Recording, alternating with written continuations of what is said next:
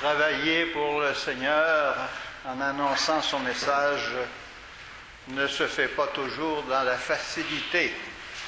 On en a aujourd'hui deux exemples. Un premier avec le prophète Jérémie qui se voit confier une mission difficile alors que plusieurs adversaires essaieront de porter atteinte à sa vie. Un deuxième exemple avec Jésus dans cette scène de l'Évangile où on le mène jusqu'à un escarpement pour le précipiter en bas. Rien de très encourageant pour nous qui voulons poursuivre la mission confiée à Jérémie et à Jésus. Il peut y avoir une échappatoire à une certaine adversité. Une échappatoire qui peut sauver plusieurs vies et rendre un témoignage plus efficace quand on sait s'en servir de la bonne manière. C'est l'échappatoire de l'amour, un thème cher à saint Paul dans un texte toujours apprécié par les amoureux le jour de leur mariage. Dans un premier temps, Paul insiste sur l'importance de l'amour.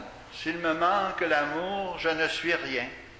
J'aurais beau accomplir les plus grands exploits pour impressionner le monde, s'il me manque l'amour, cela ne sert à rien.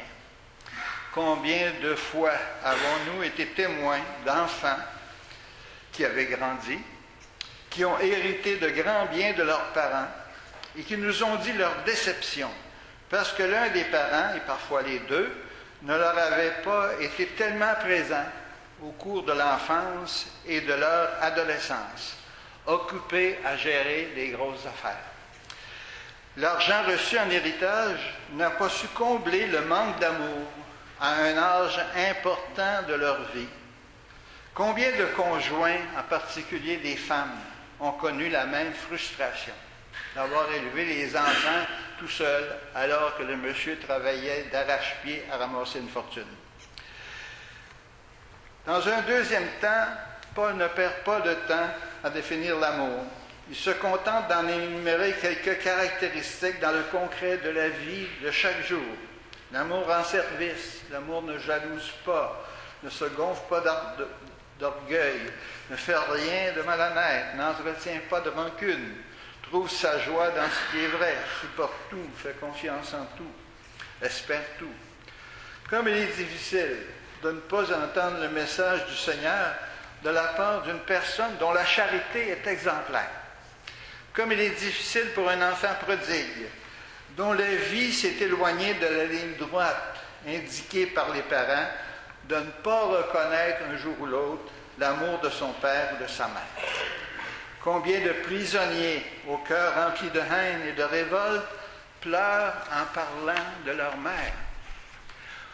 On m'a raconté récemment une histoire qui m'a profondément bouleversé.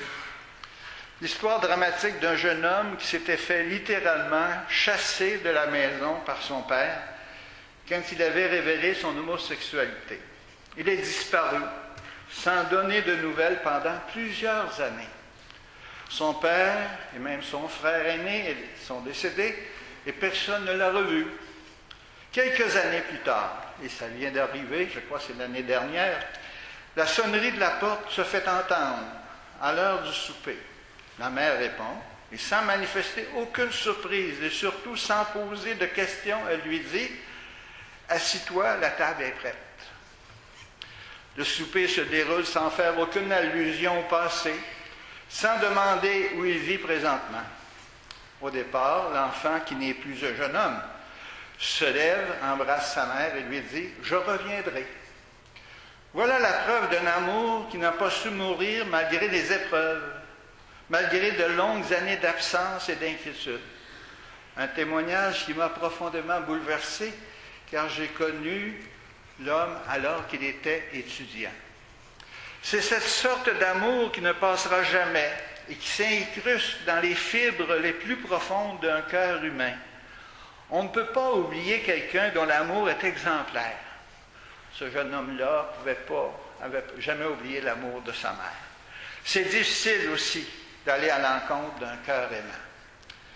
Sur le premier volet du feuillet paroissial de ce dimanche, j'attire votre attention sur la rose rouge qu'on y retrouve, une très belle fleur.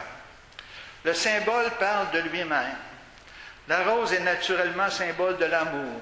La couleur rouge, symbole du sang versé, du corps blessé, mais aussi du feu de la passion. Je souhaite que nous fassions tous l'expérience d'une personne comparable à une rose rouge, une personne qui nous aime passionnément, d'un véritable amour qui ne passera jamais.